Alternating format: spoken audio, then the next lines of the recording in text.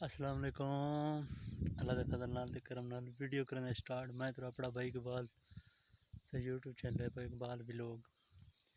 अज तो संडे के पास असें कड़कां दे विच खड़े हैं क्योंकि कणकां ही तैयार थियां पैन हुण।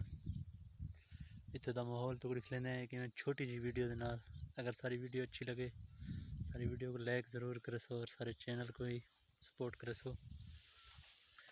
सब तो उच्ची खज्जी वो तोड़ तानी दे पास हो। इत्थे दा व्यू चेक करो किंजा खूबसूरत है क्योंकि जुधार सब्ज हैं कणकां जदों किदो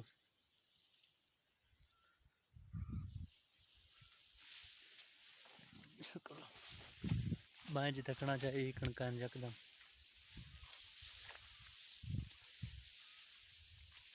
चुधार इन पासों तो दिखा लो आज झोड़ बढ़िया वधे ओ दे पासों सामने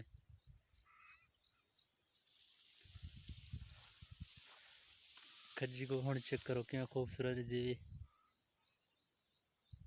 ये देखो फुल साइज है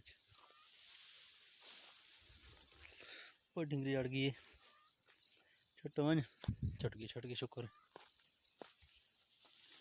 तो को बैक कैमरे नहीं था होता मौसम चेक करवाना कि खूबसूरत ये सारे कणक